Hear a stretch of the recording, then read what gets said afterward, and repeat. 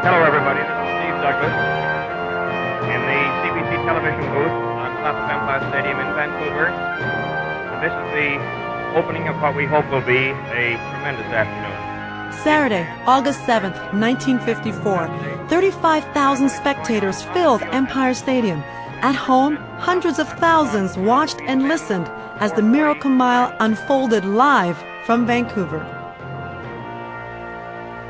Landy is 300, Hallberg is 548, Milligan is 632, Bannister is 329. That is definitely not an indication that those four men are the men to watch, because the other four are fine competitors. But those are the names that you have heard and read about for a long, long time. The call, on your marks. The officials are asking for quiet from the crowd. We are away and running. The question is today whether Bannister's tremendous finishing kick in the last quarter can offset the blistering pace that Landy likes to set. That is Bailey of New Zealand, who moved into the front. Landy is currently running fourth. Bannister is behind him. Bailey of New Zealand is still the number one man. They are down the middle of the backstretch. England, represented by David Law, has moved in front. And Landy has made a move early that has got the crowd gasping just a little bit and wondering what kind of a pace he is going to try and set. John Michael Landy of Australia, unofficially the world's record holder at 3:58, set in Turku, Finland, is the number one man right now. We'll give you quarter by quarter time. Landy has a lead of at least 5 yards. Approximately 58.6 unofficially for the first quarter.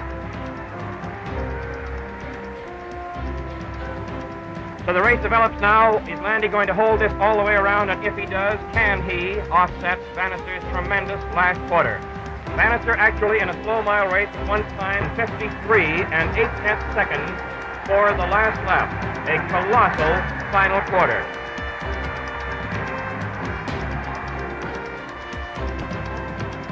The lead remains the same, and Mr. Bannister is not going to be outdistanced too far. He is the number two man.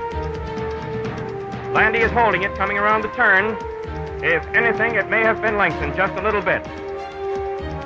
Hallberg is running third. Rich Ferguson of Canada is running fourth as they come down the stretch for the half-mile mark.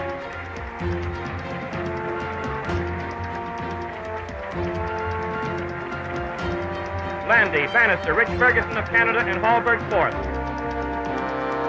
1:58 unofficially for the first half mile. And there is beginning to come from the crowd a constant roar of approval and encouragement to their particular favorite. Landy and Bannister are now beginning to pull away from the rest of the pack, but the gap remains almost the same between the first two men. Landy just took a look over his left shoulder to see where Bannister was, and Bannister is starting to close it. Ferguson of Canada is third, Hallberg is fourth, both men running easily, but the race is between the two top men in the world at this moment.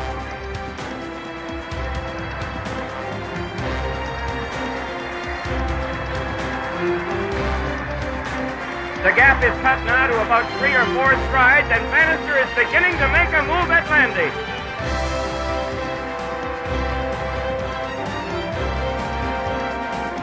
The bell left a quarter of a mile to go. 2:58.7 is the unofficial time for 3 quarters. Landy still hanging on. He is about 5 feet in front. Rich Ferguson of Canada is a good third. Hallberg is dropping back to fifth.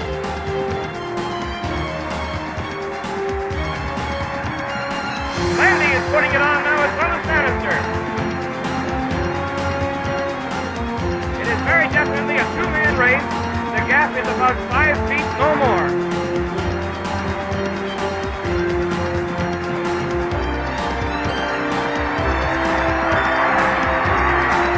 Bannister is kicking very definitely. He's passing Landy. Landy looks the wrong way.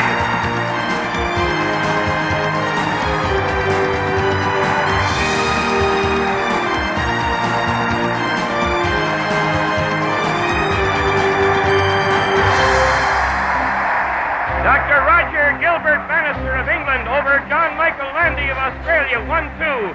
And Rich Ferguson of Canada was third. What else do you say? And so the race of the century lived up to its billing. Both runners broke the 4-minute barrier.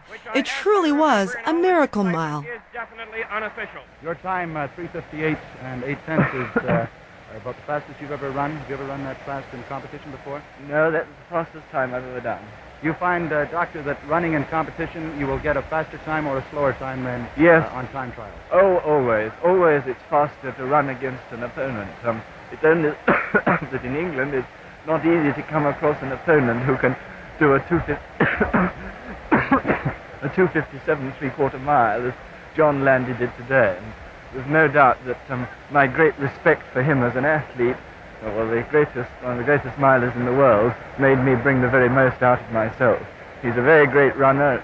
It was a privilege for me to run in that race. How do you feel about this, John? Do you feel that maybe you paced yourself a bit too quickly in the preceding laps? No, I had no alternative. I had nobody to help me. I tried to run a lone wolf race. If I couldn't shake Roger off, I had to lose, and when I looked round on the final back straight and he was still with me, well, I knew it was curtains. But I think that it was a very good race. I have no excuse. I couldn't beat him under the circumstances, and he just outkicked me in that final 70 or 80 yards, and that was all there was to it. I was very pleased that we both were able to break 4 minutes. It was a good, clean race, and it definitely went to the better man on the day. How'd the race go? Describe the race to me. But I